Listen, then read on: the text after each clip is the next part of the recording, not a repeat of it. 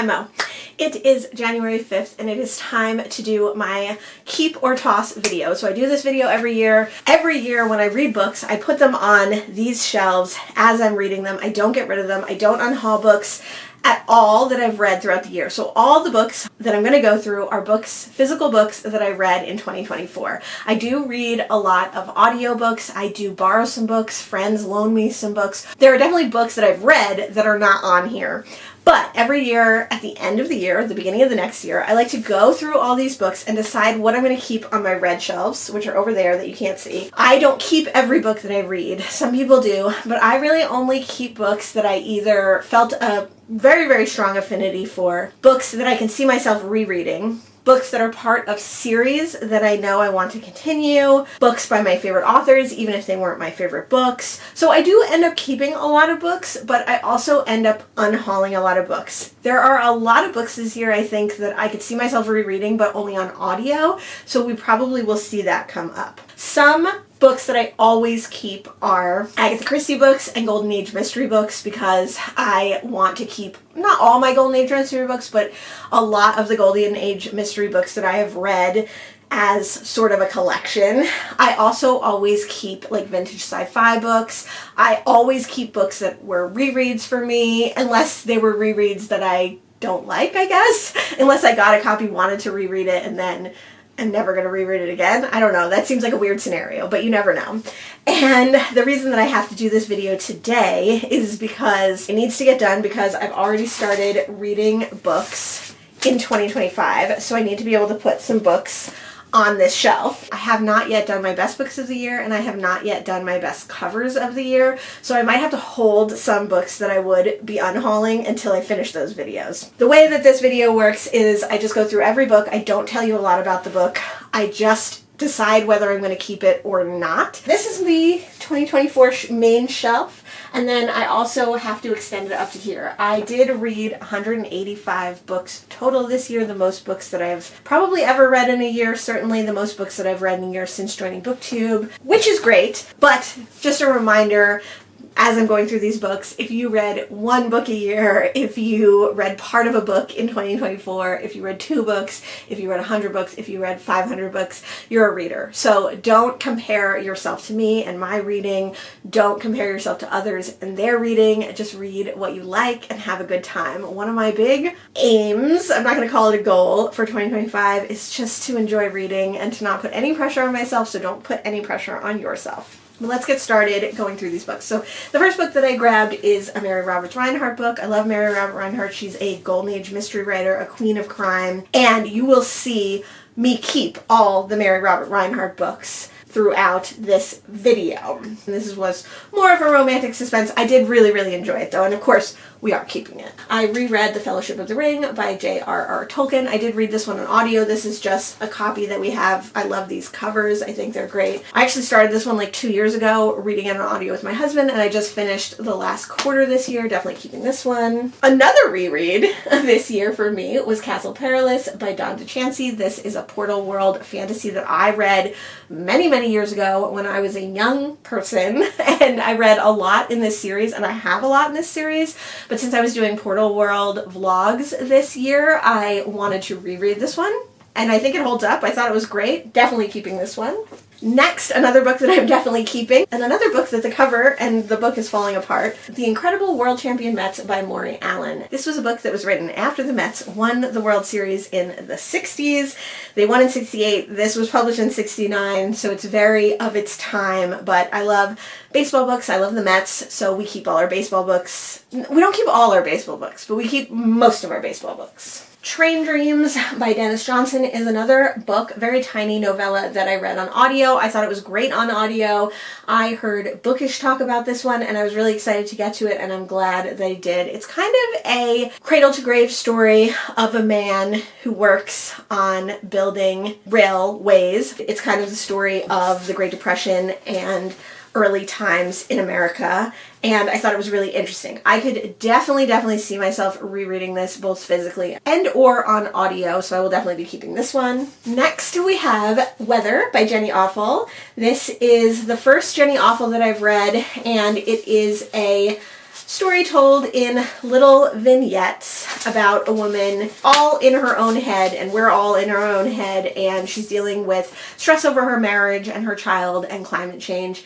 It was interesting. It was definitely not my favorite, and even though I love this cute little edition, I'm going to unhaul this book. So if I'm putting hauls over here, let's put unhauls over here for now. The next book I read, also an audio, which is The Color of Water, A Black Man's Tribute to His White Mother by James McBride. This is a memoir, and one of the many Black memoirs, tearjerker Black memoirs that I've read this year. This is, like it says on the tin, about James McBride, his relationship with his mother, but it's also like his mother's history, and it was a really fascinating story. I cannot see myself rereading this one physically. I'm just glancing through to see if there's like pictures or anything. No, I thought the audiobook was really good. It's narrated by two people, one person in James's voice and then one person in his mother's voice, because there are like direct quotes from her in this. I can't see myself rereading this, but I think this is one that I need to keep for now to do a video that I'm working on. So we're gonna put this one on the very edge. Next, another Black memoir. This is Negroland by Margot Jefferson. This is a book of Jefferson's time growing up in the Midwest, like in Chicago, as a affluent Black woman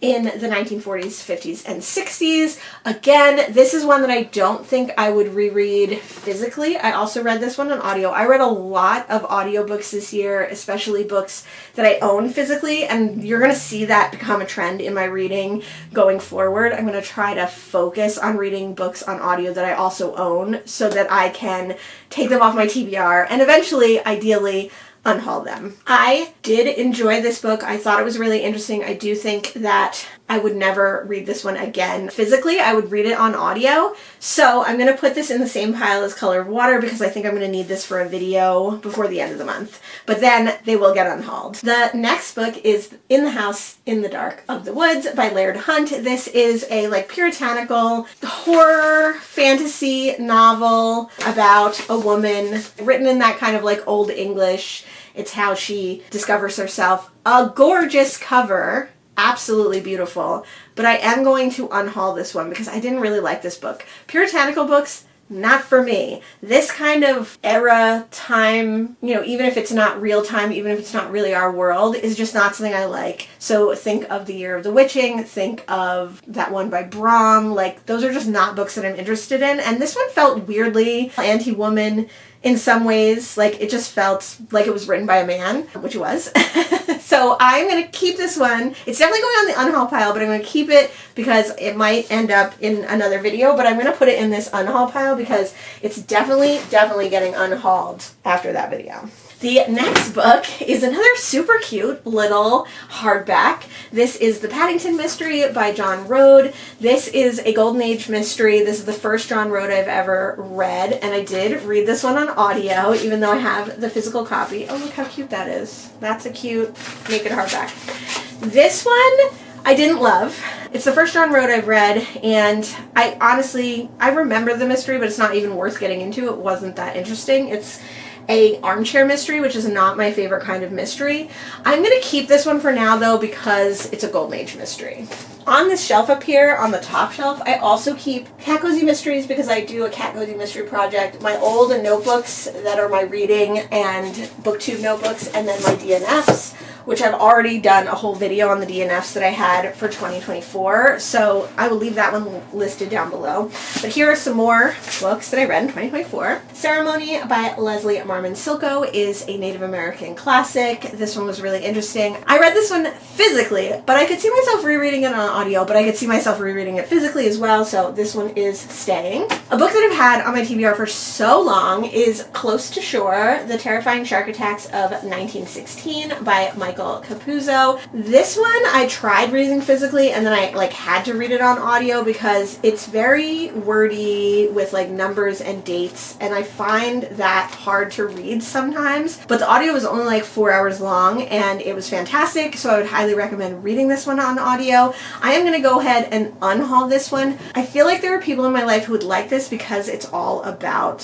where we live in New Jersey. But I think I already got my brother a copy of this, so I don't think he needs it. I'm going to put this in the unhaul pile, and then if I can think of someone who might like it, I might give it to them. Next, we have Punch Me Up to the Gods by Brian Broom. I read this book on audio. It is a memoir of a black gay man living in the Midwest. It's the story of his life. It's the story of his relationship with his parents. It's the story of his queer identity. I did really like this one. I cannot see myself rereading it, but you see a theme here. This might have to go in a video.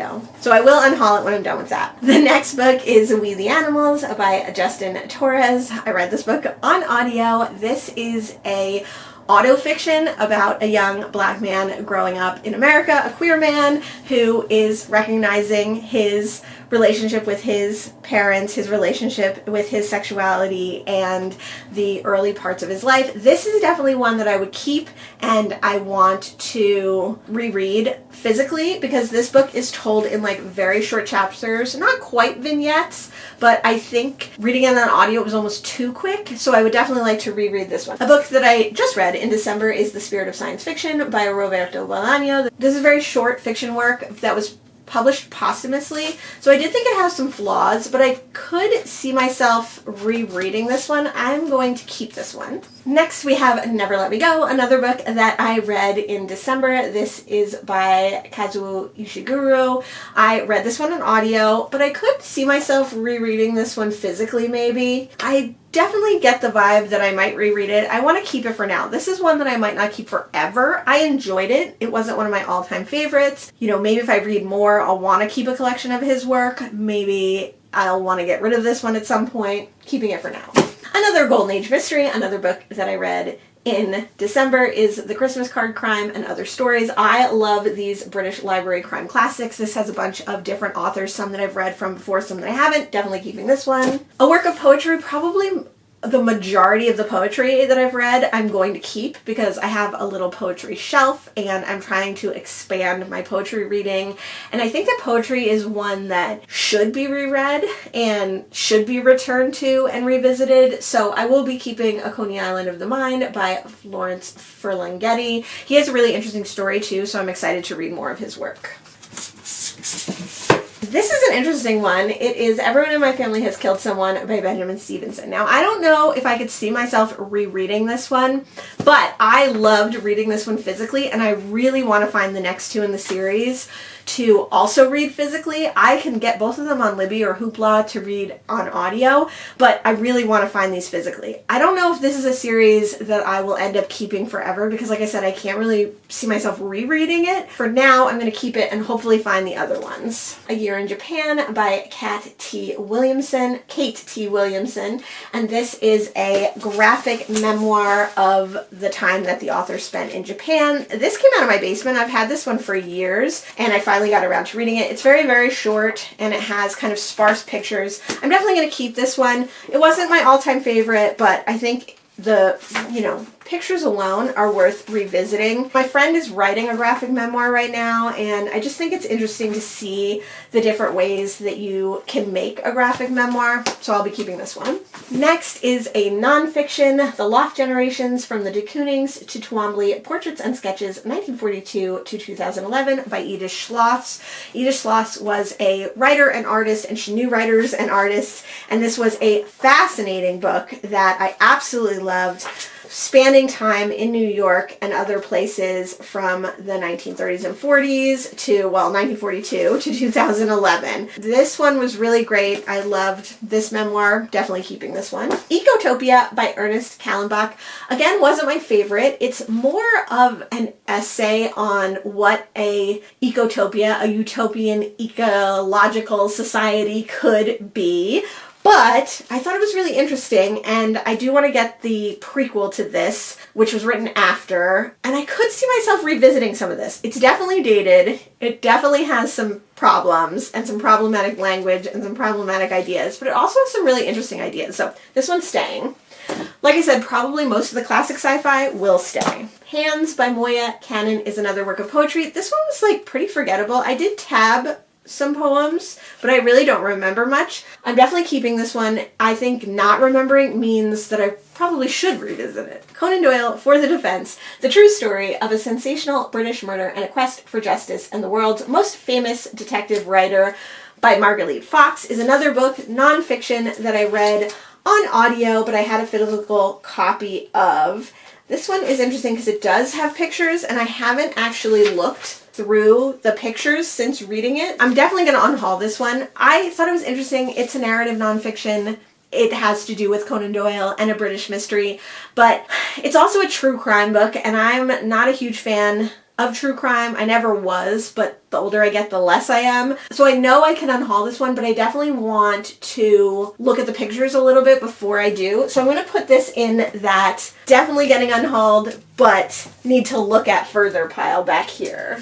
Nikki Giovanni is one of my favorite poets. Unfortunately, she passed away in December. I love collections of her work, definitely keeping my house. The Old Man Who Read Love Stories. Did I read this physically or did I read this on audio? I think I read this one on audio. I really like this book. It was one that I definitely want to revisit. Keeping that one. Next we have Nevada by Imogen Binney. Loved this book. It is a classic queer book, even though it was only written in like 2011 or something. But this book was so interesting, had such a specific writing style and authorial voice, but also personally was so nostalgic for me.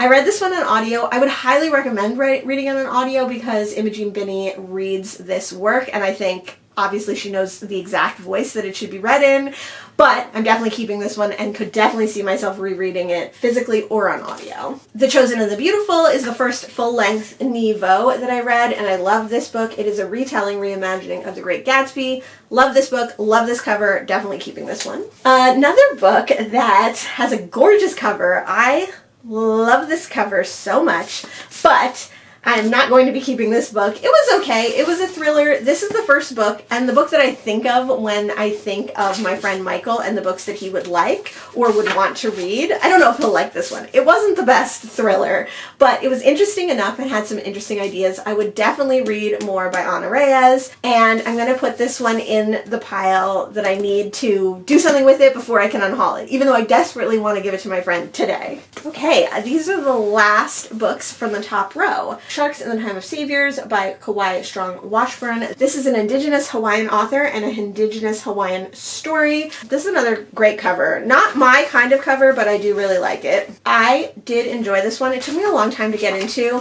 This is going to be our first maybe. I could see myself revisiting this one. I read this one on audio, even though I have a physical copy, but I might want to reread it. I'm just not sure. This will be our maybe pile right here. Next is another work of poetry, so we're definitely keeping 100 Love Sonnets, Cien Sonetos de Amor by Pablo Neruda. I didn't love this one. I did tab quite a bit, but I'm super interested in reading more of Neruda's work, and I definitely want to keep this copy. A book that I was surprised to like this year is The Adventures of Amina Al-Sarafi by Shanna Chakraborty. This book I read on audio, even though I have a physical copy of it. Oh, that's pretty. That's a nice naked hardcover.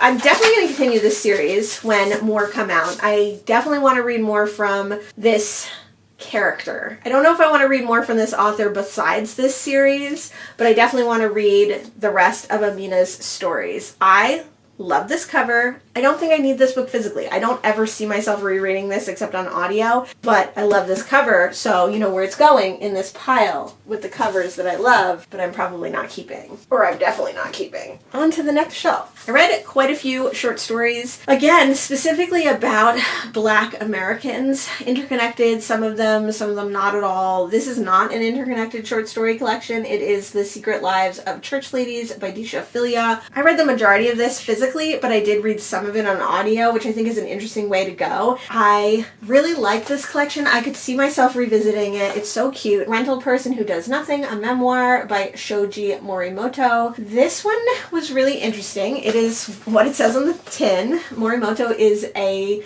rental person who does nothing, a person that you can rent to basically go with you somewhere, do something with you. It was really fascinating. It does have some photos that Morimoto took as well, and some little like mixed media kind of things in it, because it is like interview style. I could definitely see myself rereading this. I don't know if I'd want to keep it forever, but I'm going to keep it for now.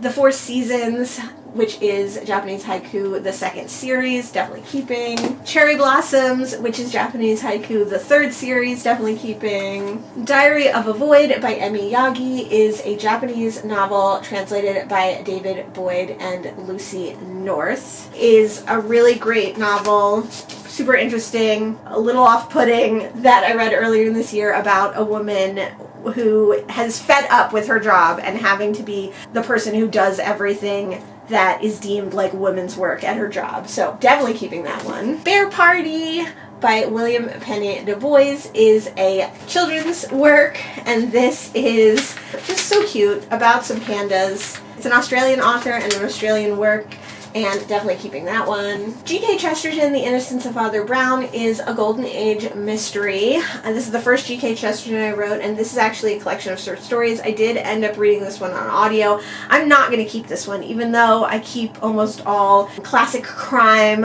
or British mysteries or Golden Age mysteries. I don't particularly like this cover, first of all. I didn't love these stories. I definitely want to read more G.K. Chesterton. I really want to read more Father Brown. I might get it again if I read more and I decide I like it, but for now, Unhaul. Ghost Dust by Emmanuel de Pascal is a self-published or indie-published work of poetry that has to do with the Jersey Shore, so I'm definitely keeping this one. The Autobiography of an Ex-Colored Man by James Weldon Johnston is a really interesting work of fiction about, but auto-fiction, about growing up black in America. Definitely keeping this one. Death's a Beach by Beth Sherman is part of a Jersey Shore mystery series. I collect these, I read them, I love them, definitely keeping this one. Hereafter by Amy Lynn is a memoir of Amy Lynn's time and thought process after her husband dies suddenly. It is a book told all in very tiny vignettes, and it was amazing. You will see this in a video coming soon. Annihilation, Authority, and Acceptance were rereads for me this year because I read the fourth in this trilogy. Absolution, that one I borrowed from my dad, who borrowed it from the library, but I'm definitely keeping these three. Love this series. One of my top series, one of the best series that I've read to completion in my time in BookTube, and a reread, so you know I'm keeping them. The Ballad of Black Tom by Victor LaValle is the first Victor LaValle book that I read. I've also read a short story. I really like this one. It is a reimagining, retelling of The Horror at Red Hook, which is a super racist, horrible short story, but an interesting short story, and this one is definitely an interesting take on it. Much more palatable than that one, but this is one that I like hem and haw over. Am I going to reread this? I think I might. I'm keeping this one. I discovered Robin Sloan in 2024, and the second book that I read from him was his first book, Mr. Penumbra's 24-Hour Bookstore, a novel, and I really love this one, and I really love Robin Sloan. I've read 4 of his books this year, definitely keeping this one. Christina Rossetti's Goblin Market and Other Poems is a very famous work of poetry, and I'm definitely keeping this one. Kafka Was the Rage is another memoir similar to The Loft Generation, similar time period, similar locale, so all about Greenwich Village, and this one is by Anatole Broyard. Also similar, these two books published posthumously and is semi-unfinished, but I loved this one. This one more has to do with like writers and musicians rather than artists, whereas The Loft Generation definitely has more to do with artists,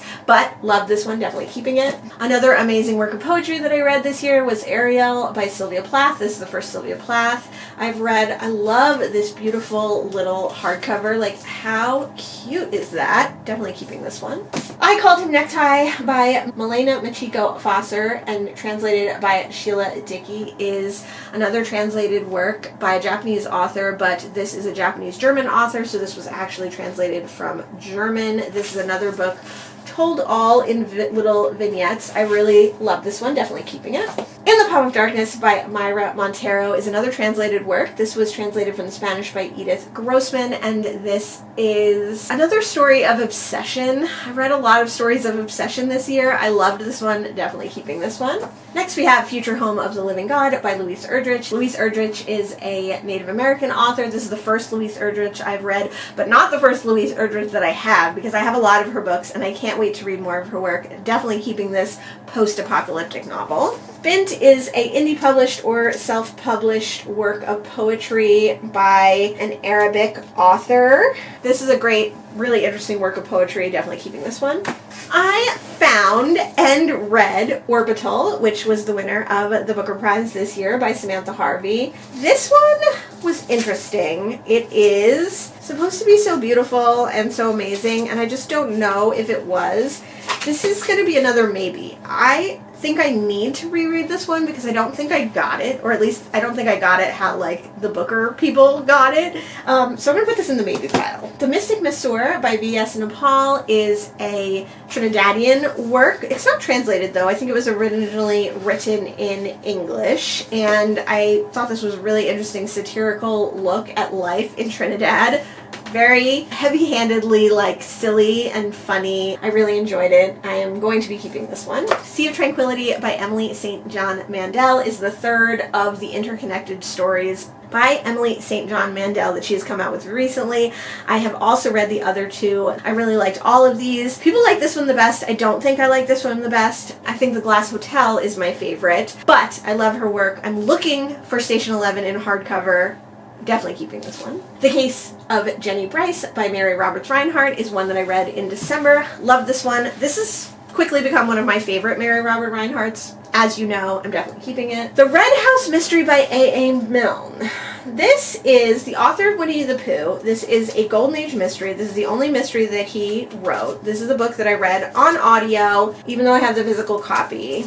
I did not love this one, but I did like aspects of it, and I think I can see myself rereading this at some point, so I'm going to keep it. Next, we have The Night She Died. I do have a cover for this one, but it's ripped. This is the first in the Luke Shannon mystery series. I love that series by Dorothy Simpson. Definitely keeping this one. Winter Counts by David Heska Wobbly Wyden is another Native American written book. This is a thriller similar to, I would say, like the Lee Child books, the Reacher books, but all set on a reservation, which was really, really interesting. I read this book on audio, and while I did enjoy it, and while I would definitely continue on with this series, I don't need a physical copy of it, so I am going to unhaul this one. This is one that I'm going to give to my friend Michael, actually, and we'll put those down here.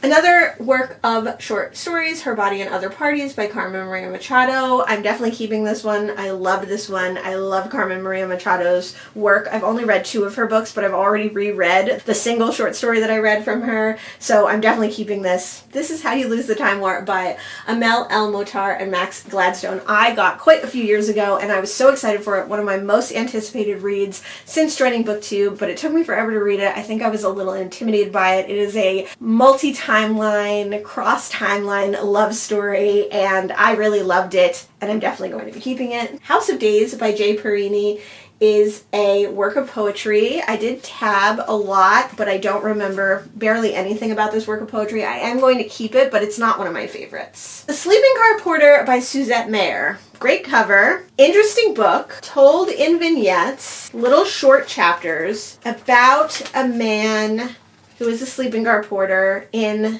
I believe, like the 1930s and 40s. I did not love this one as much as I wanted to, but it was really interesting. I did read this one physically, and I could see myself rereading this one. So I'm going to put it in the keep pile for now, but this is one that I might get rid of later. Annie John by Jamaica Kincaid is my least favorite Jamaica Kincaid so far, but I do love Jamaica Kincaid's writing. This is a story of Annie John from infancy to her early 20s and her time growing up in Antigua.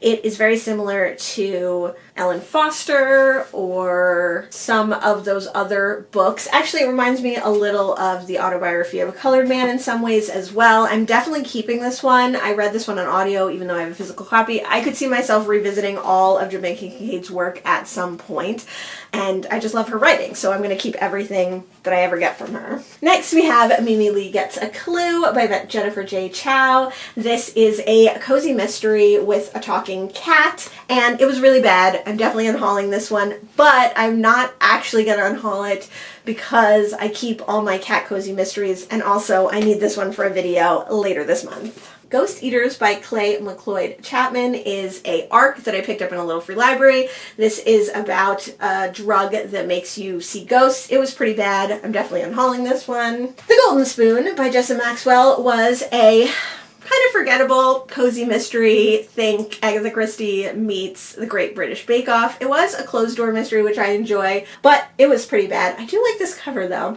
and I do actually need this for a video as well, so I will be keeping it until I make that video and then unhauling it. The Cloisters by Katie Hayes was the last book that I read in 2024. This is another cozy mystery set at the Cloisters in New York. I cannot see myself, this one's pretty though, rereading this one. I think this one we will pass on to my friend Michael.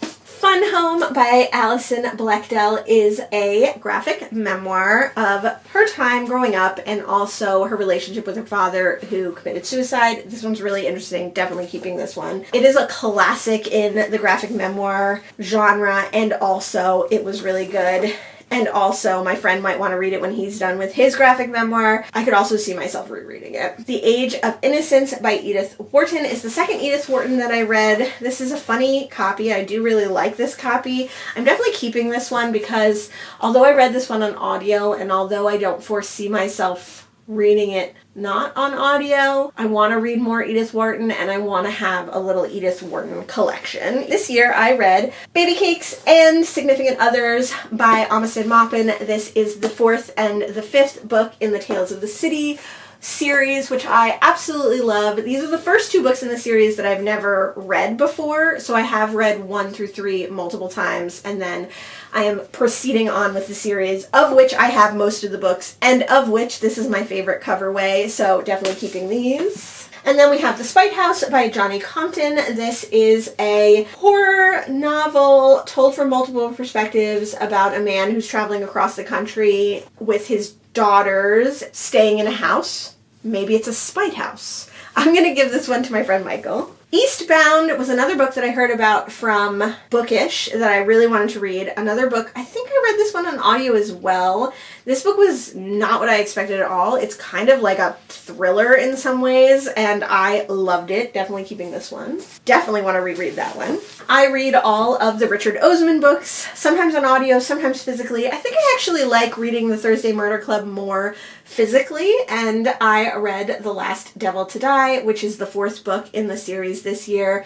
Definitely keeping this one. I'm looking for the first one in hardcover. Want to have this on my shelves. I did also read We Solve Murders this year, but I read it on audio. Carrie Soto is Back by Taylor Jenkins Reid is the third Taylor Jenkins Reid book that I've read. I love that her books are interconnected. This one was set in the 80s and 90s. It's all about a tennis star. I like the 3 books that I've read from her. I think I still like The Seven Husbands of Evelyn Hugo the best. That one I have in hardcover, but I have given to my friend to read. I don't think I've kept any of her other books. Here, let me check really quick. I need this for a video, so I'm going to hold on to it and then later give it to him. The Office of Historical Corrections is another short story collection. This one is by Daniel Evans, and despite what it looks like and despite what the title is, this is not speculative. This is just a collection of short stories. This is one that I want for a video that then I will probably get rid of. I did enjoy this collection a lot, and I definitely look forward to reading whatever Daniel Evans does next, but I don't ever see myself rereading this one. Elsewhere by Alexis Scheitkin is one of my favorite booktuber, Freshly Read Books, favorite books, and this book I really enjoyed. It reminded me a lot of classic sci-fi like John Wyndham, and I had a great time with it. I read this one on audio, but I could definitely see myself rereading this on audio or physically. This cover is amazing, definitely keeping this one. YN is a book about obsession. This is by Esther Yee, and this is a book that so many people did not like, but I really liked. I read a couple of books this year about people being obsessed with K-pop or J-pop bands. This one and Idol Burning specifically come to mind, and I really, really liked this one, and I'm definitely going to be keeping it, but I also need it for a video. If I Survive You by Jonathan Escofferys was on the Booker Prize, and it is a collection of interconnected short stories. I really liked some of them, but it's such a bleak book and it's such a tough read that I don't know if I want to keep it, but I am going to keep it for a video for now.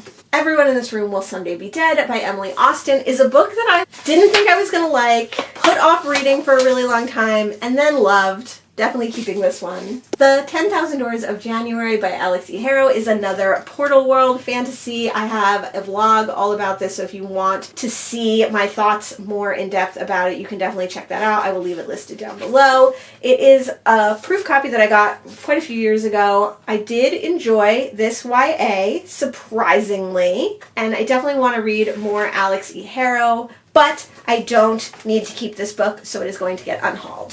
I am reading the Miss Marple series in order by Agatha Christie. I read some other Agatha Christie as well, but this is this main series that I'm working on right now, and this year I read The Mirror Cracked from Side to Side. I've also read A Pocketful of Rye from this collection, and I've also read The Moving Finger from this collection. I just need to read At Bertram's Hotel. I am keeping all Agatha Christie books, always and forever. I love Agatha Christie, and I love vintage copies. I prefer the mass market paperback vintage copies, but this one is pretty cute.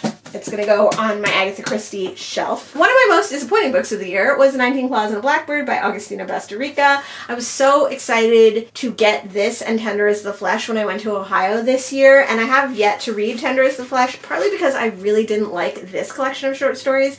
I do think this is a gorgeous cover, a gorgeous book. It's so shiny and pretty. I do need to keep it for a video, but then I'm going to unhaul it. Sorrowland by River Solomon is the second River Solomon book that I read. I did enjoy this one, although I thought it was a little convoluted and strange, but maybe that worked in its favor as well. This is a beautiful proof copy. I don't know what the final book looks like, but this cover is absolutely gorgeous. Definitely keeping this one. Sourdough is the first Robin Sloan book I read, but the second full-length book that he wrote.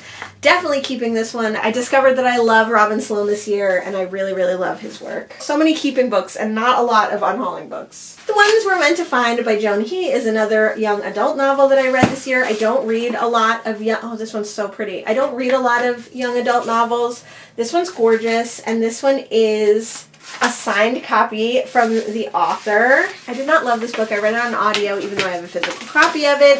I thought it was really interesting. I definitely want to read more Joan He. This is going in the maybe pile. Crying in H Mart is a memoir. This is going to go in the tearjerker memoir pile. It's definitely a keep.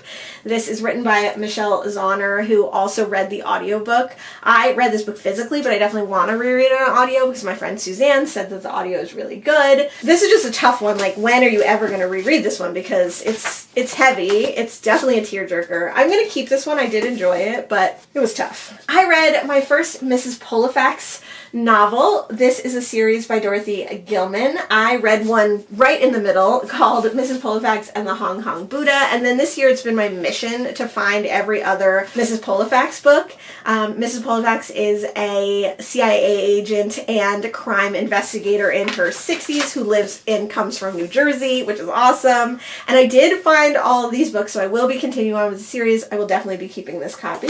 Down Among the Sticks and Bones is the second in the Wayward Children series. I read the entire Wayward Children series this year, all while I was in Ohio for a week, and I loved it. I only have 2 physical copies. I'm keeping both of them, and I'm keeping my eye out for the rest of them because I would love to have a whole stack of these, a whole row of these on my bookshelf. While we're talking about that one, here's the other physical copy I have, Beneath the Sugared Sky, which is the third. These are both autographed copies too, which is neat. I didn't realize that. Fun.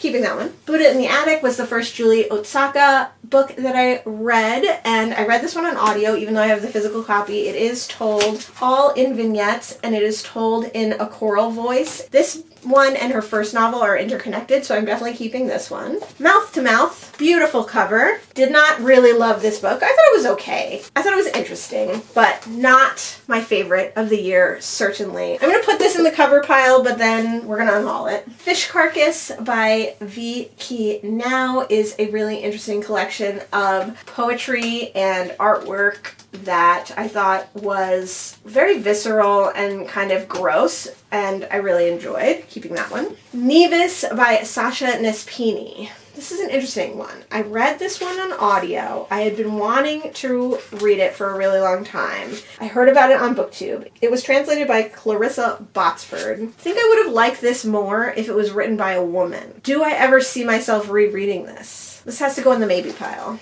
Build Your House Around My Body by Violet Coopersmith was on the Women's Prize the year it came out, and I did not think I was going to love this one, but I loved this one. Definitely keeping it. Catherine Steadman's The Family Game is the fourth Catherine Steadman that I've read. I really love Catherine Steadman. She might not be the best mystery writer, the best thriller writer. She might not write the least predictable plots. She might not write the best twists, but there's something about her writing that I absolutely love, and I can't wait to read more of her work. I already have 2 other of her books in hardcover, even though I read them all on audio, and I highly suggest you read them on audio too, because she's an actress and she reads them and they're awesome on audio.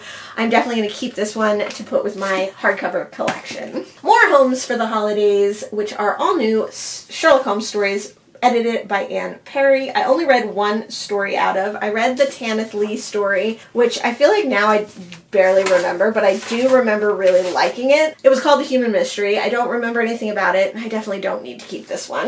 The Death of Jane Lawrence by Caitlin Starling is the second Caitlin Starling book I've read, and I did enjoy it. I think it was interesting. I think Caitlin Starling is an interesting writer, and I plan to read all of her work. She has a lot out. The Luminous Dead, she put out one this year. I'm not going to keep this copy, but I need it for a video, and it is super beautiful. This is one that I think I will give to my friend when I'm done. Lot by Brian Washington is a collection of short stories, some of them interconnected.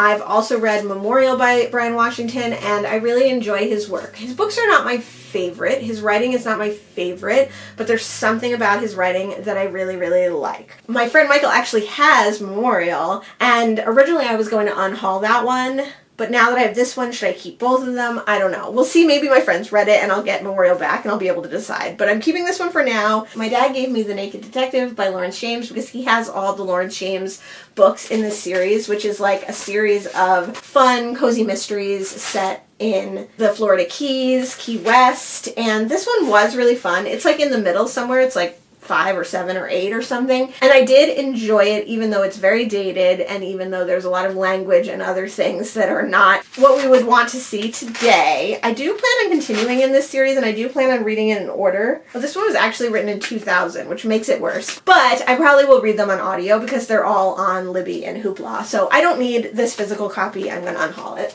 Part of Your World by Abby Jimenez is the first Abby Jimenez I read. This is the first of, so far, a trilogy, but I think a series where each part of the series follows a different person. This is a age gap, distance, romance. I'm not huge into romances. I read this on audio. I liked it. It was not my favorite. It wasn't something that I need to keep on my shelves. I'm going to go ahead and unhaul it. Original Sin by P.D. James is the only P.D. James book that I read this year. P.D. James is one of my all-time favorite mystery writers. She was writing in the basically like 60s through the 2000s. This is part of the Adam Dalgleish series. I'm reading this series out of order. Whenever I get in the mood, I read one. Unfortunately, I only have like the really long ones left to read. This one was a chunker, but I really enjoyed it, and I keep all P.D. James work because I love P.D. James so much. The Only Good Indians by Stephen Graham Jones is one of my all-time favorite horror books. I love this work by Stephen Graham Jones, and this was a reread for me. Definitely keeping this one. The New Sherlock Holmes Adventures is another anthology of Sherlock Holmes books written by various people. I read 2 stories in this. I read one by Michael Moorcock, who is a very famous vintage sci-fi author, and then I read another one that I thought was interesting. Both of them were interesting, but I don't need to keep this copy, so it's getting unhauled. The Oxford Murders by Guillermo Martinez is a non-American, non-British detective novel, which I'm always interested in reading more of. This was translated by Sonia Soto. I don't think I need to keep this one, but I do want to read the second in the series, so I think I'm going to keep it in case I need to reference back to it and read the second in the series, which I'm going to read on audio because I haven't found it, and then I'll unhaul it after that. The Weary Blues by Langston Hughes is the second Langston Hughes poetry collection that I've read, and I love Langston Hughes and I love his poetry. Definitely keeping this one. Invisible Cities by Italo Calvino is the second Italo Calvino that I've read. It was translated from the Italian by William Weaver. This is not my copy. This is my best friend Isaac's copy, so I will be returning this to him. I actually have another book that I read last year of his that I still haven't returned, so I really need to return both of those. I have only read Siddhartha by Hermann Hesse before reading these poems, which were selected and translated by James Wright. I really enjoyed this collection of poetry and just reading a different side of Hermann Hesse's work. Definitely keeping this one. Another reread for me this year was The Fire Next Time by James Baldwin. This book made me cry again. My second read. I definitely foresee myself rereading this every couple of years. It simultaneously gives me hope and makes me unbelievably sad for the country that we live in. Simultaneously makes me sad that James Baldwin passed away before he could help us in this time, and happy that he doesn't have to see where we're at now. Of course I'm keeping this. The first time I read it physically. This time I read it on audio, and it was read by Jessie L. Martin, and it was incredible, so I suggest it both ways. Next, we have The Long Fall, first in the Leonard McGill Mysteries by Walter Mosley. This is the second Walter Mosley that I've read, and I don't really feel the need to keep this one. The first Walter Mosley that I read last year, and that was The Devil in the Blue Dress. That one I probably would have kept, except it was a movie tie-in cover, which I hate. This one, I have a couple of other in this series that I want to read. They're down in the basement, and I think I'll keep this copy until I read those so that I could reference it back, but then I'll get rid of it. American Primitive Poems by Mary Oliver is the second Mary Oliver collection that I've read. This is also a terrible cover. The first one was a terrible cover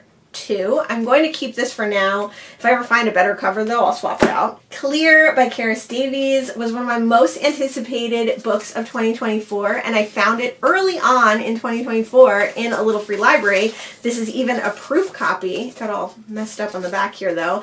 I read this book on audio. It's super quick on audio. It is a novel told in very short chapters, and it was excellent. Highly recommend. Definitely love this one. Will be keeping that copy. The 39 Steps by John Buchan is another Golden Age crime mystery. This one is a true Golden Age crime set right between the 2 world wars. Thought this one was fascinating. Read this one on audio. Definitely want to keep this edition. Definitely want to read more in this series. Survive the Night by Riley Sager is a Riley Sager thriller. He writes thrillers. This one was pretty bad, but not like the worst one ever. I'm definitely not keeping them. I don't keep any Riley Sager books because they're all so like fluffy, fun, whatever, but I'm never going to reread them, and half of them I don't like. Some of them I do like. This one I think my friend already has. I'm definitely going to unhaul it, but I'll put it in the pile for him just in case. Black Star Nairobi by Makomo Wanyugi is one of the first books that I read in 2024. This is the second in a duology about a black detective who goes to Kenya. Loved this series. Wish that there were more books in it. Definitely keeping this one.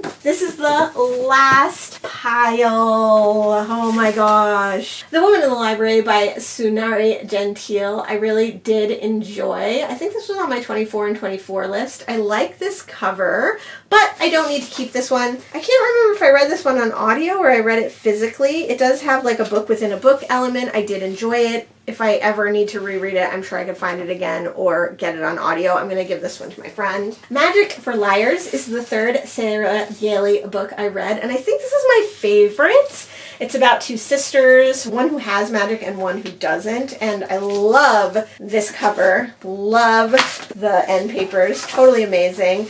I keep all my Sarah Gailey books. I really love their work. They are such an interesting author. Another baseball book that I read in a baseball blog, which I will list down below, is Murder at the Baseball Hall of Fame by David Daniel and Chris Carpenter. I think one of these people was a sports writer. This book was written in the 90s and again is not super memorable. I don't need to keep this one. I'm going to unhaul it. Suspicious Death is another in the Luke Thanet mystery series that I read through. I read them in as close to order as I can. Definitely keeping that one. Finally, and the last book that we have is How to Be an Anti-Racist by Ibram X. Kendi. This was a great nonfiction read. Absolutely fantastic.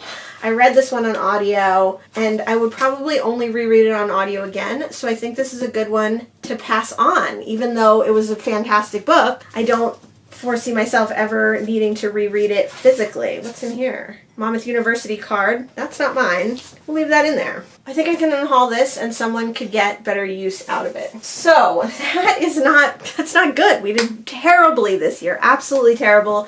The vast majority of the books we're keeping. We have 4 books only on the maybe pile. We have 26 books on the unhaul pile, plus an additional 5 books that are most likely going to get unhauled. And then we have 82 books that I'm keeping. That is awful. Worst year yet. I always keep more books than I get rid of. I always keep more books than are maybes, but I always get rid of more books than are maybes, which is good. I try to make it a better number, and I try to get rid of more. I mean, it's great that I read so many books in 2024 that I loved and that I want to keep. It's great that I read so much work of poetry, so many books in series, so many books by new authors that I'm definitely going to read from again. All those things are wonderful. All those things are amazing. But I'm really disappointed in myself that there are not books that I could get rid of. Oh well. I'm still unhauling a good amount of books. Let me know if you've read any of the books that I mentioned here. Let me know what you thought of them. Let me know if there's any books that I'm getting rid of that you think I absolutely should keep. Let me know if there's any books that I'm keeping that I absolutely should get rid of. Thanks so much for joining me today, and I'll see you in the next one. Bye!